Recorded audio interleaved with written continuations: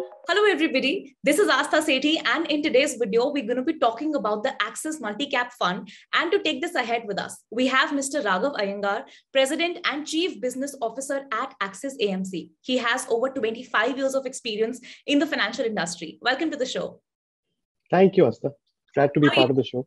Very well and alive and kicking, and really looking forward to doing this with you. Absolutely. So let's just get started. My first question here, could you help us with the details of this fund, like the period, the load structure, etc.?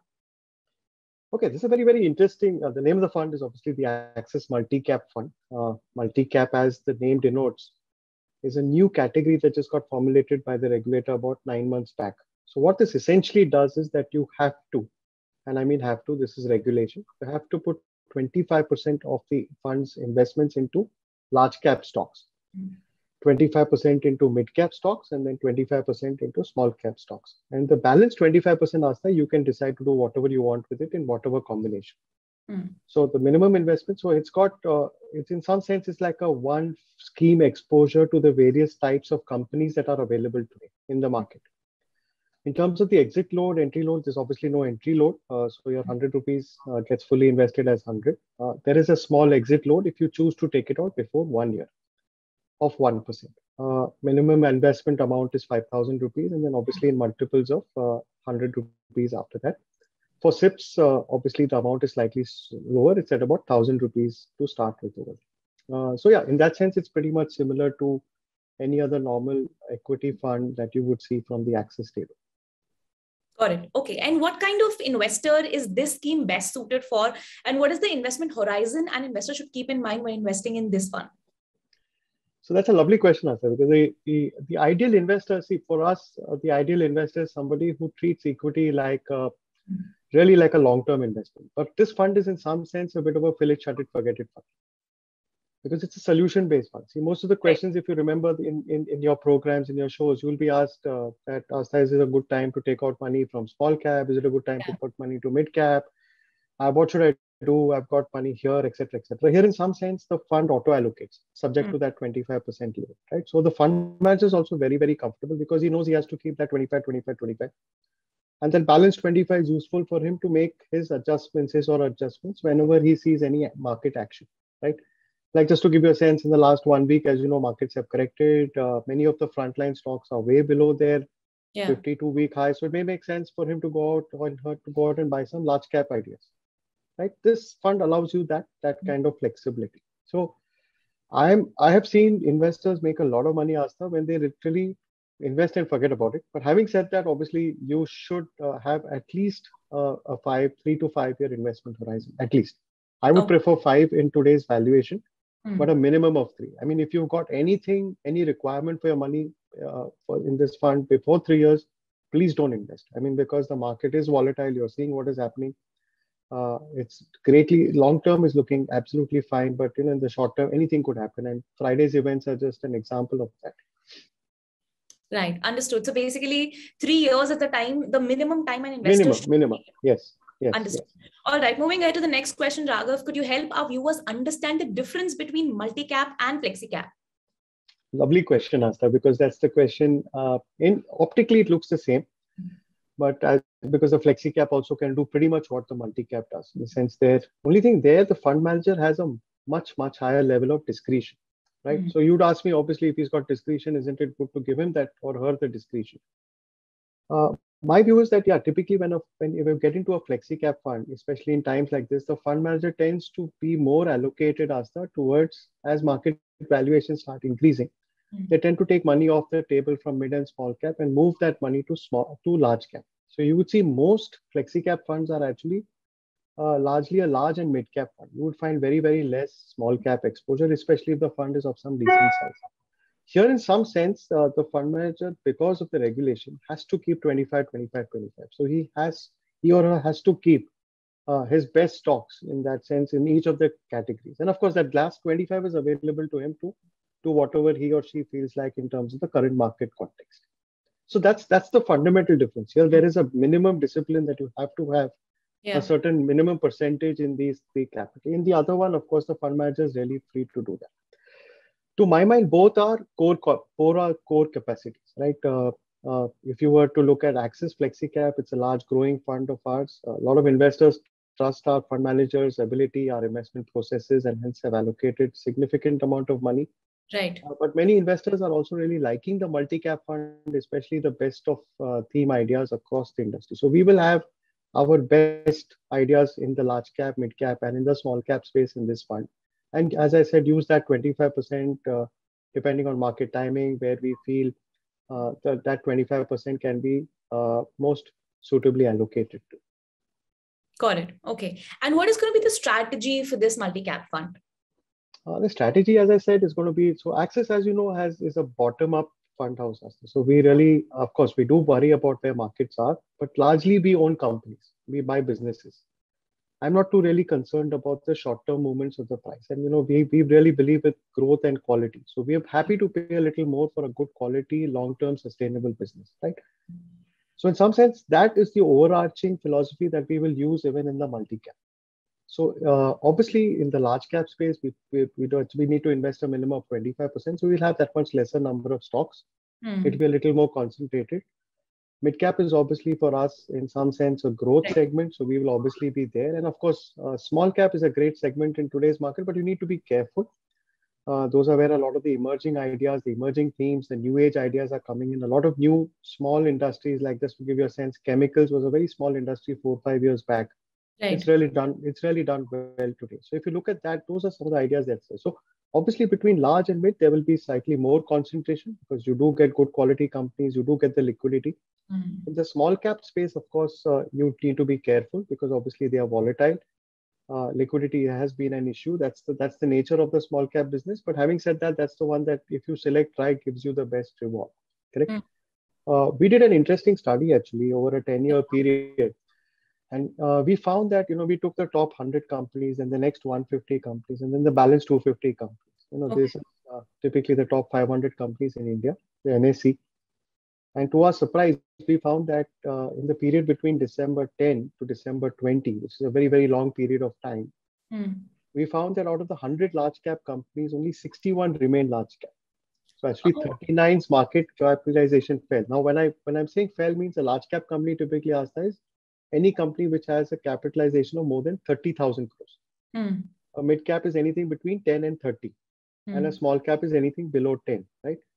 So you can imagine a company with a large cap, actually almost 40% of the sample has actually become from large cap to mid cap. Now in the mid cap space, it's even more scary. Out of that 150 companies, 74 companies actually became small cap. Okay. And in the small cap space, of course, in the 250 space, hardly anybody made it up. Most of them were just stuck in that 250 slot. In fact, when about 30 odd companies actually ceased to exist.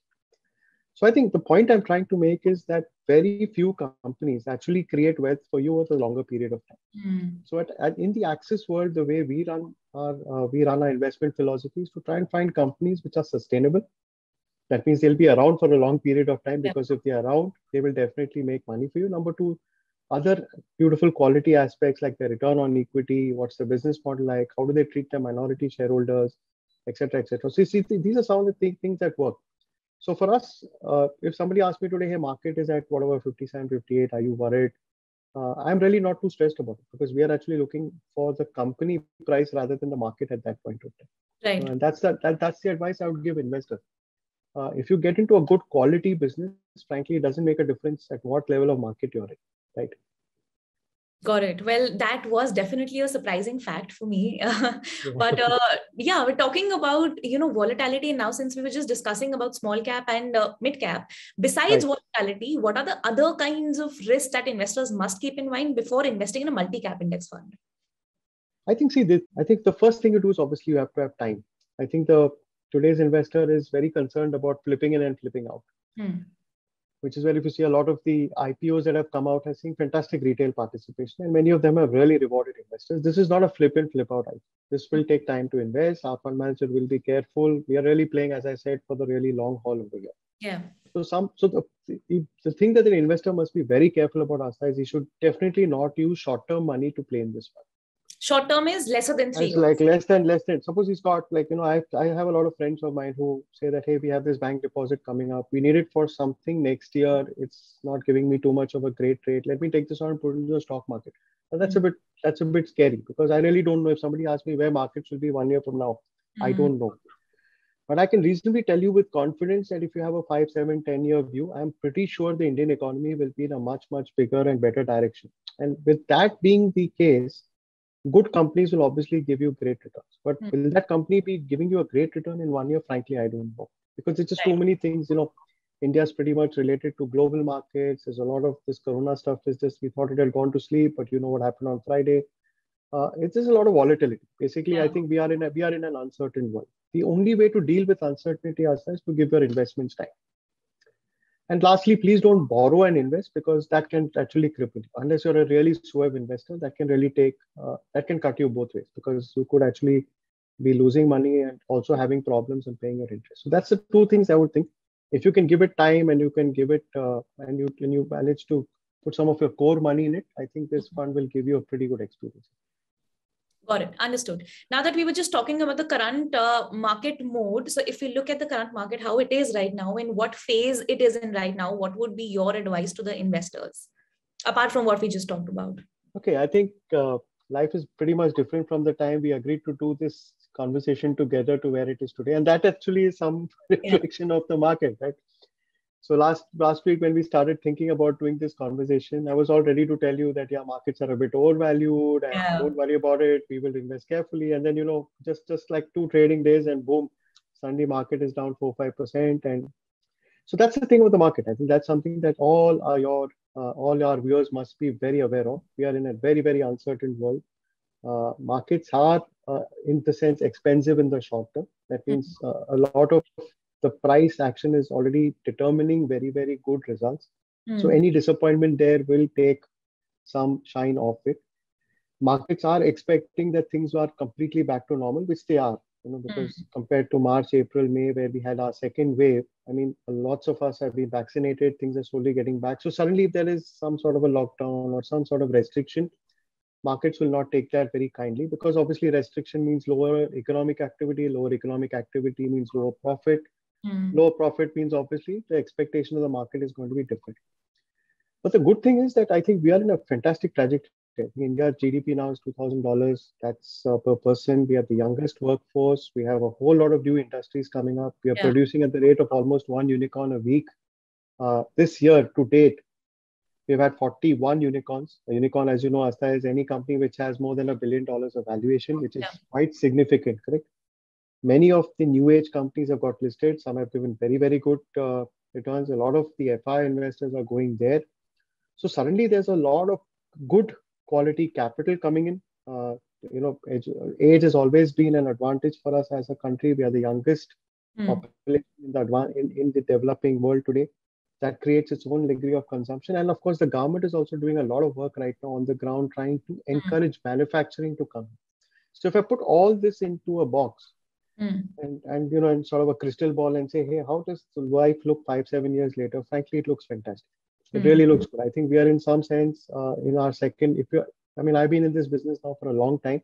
Yeah. We saw one very, very big spike of growth between 2002 and 2007-8, just before the global financial crisis. Yeah. Right. And I think, I may be sticking my neck out here, but I think we're in that kind of a growth time. Number two, thanks to channels like yours, people are far, far more educated today. They are really listening to people. They're maybe not listening to me as an expert. They are reading a lot more. They're watching videos. They're understanding the risk when they're getting into a business. 20 years back when mutual funds started, people would just invest and say, hey, this is a great investment. And they didn't know really what was the underlying. People are far smarter today. And that is good for us because it, we are known for our responsible investing. But it also keeps fund managers like us on our toes. And in a way, it is great. But so I think Mota, we are in a great phase. I think, yes, you will see these ups and downs. If you have the discipline, please put money regularly. If you don't have, then like I'm a reasonably undisciplined guy. I look at my portfolio once a year if I'm lucky. I just take whatever money I have. I have a rough idea how much money I have in equity. If I feel I've got less invested, I just put more. And then I leave it to the fund manager and his team to really decide what to do with the money. And I think some of my best investments have been done like that. I really don't bother about the markets. If you ask me today, where did the market go? Frankly, I don't know. And that's the advice I would like to give all my investors. In the sense, especially when you're looking at a fund of this caliber, Just it's like a fill it, shut it, forget it fund. I don't know if you remember the old Hero Honda ad. It used to be a fill it, shut it, forget it fund because that time the bike used to have an 80-kilometer mileage, right? And, Yeah. that was their tagline. And I would say this in that sense suits this scheme very well. Okay, understood. One final question before we close. What is the total AUM that you're looking at for this fund? Okay, we are actually more than AUM, Aastha, I really want a large number of investors to participate.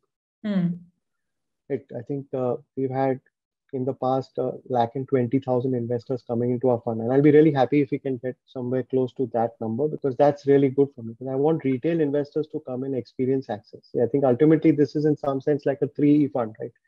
It's very easy to invest. It's got ease of investment. You don't have to worry about your money being in large cap, mid cap, small cap.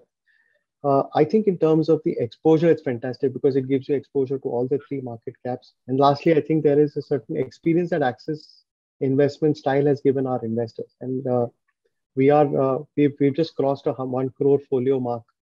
Means that we have 1 crore unique folios in Access Mutual Fund. So I would love more retail investors to come in. But yeah, I would be very happy if we get anywhere between 5,000 to 7,000 crores in this. And anyway, this is a fund that I think is something that we are really looking forward to upscale. I think this should be a pretty core part of anybody's portfolio. So I would really encourage investors to think on those lines and come along. Absolutely. All right, Raghav, thank you so much. It was such a pleasure having you here. Thank you. Thank you so much. All the very best for your fund. Thank you so much. Thank you, Aastha. Brokerage shall not exceed SEBI specified limit. Investment in securities market are subject to market risk. Read all the related documents carefully before investing.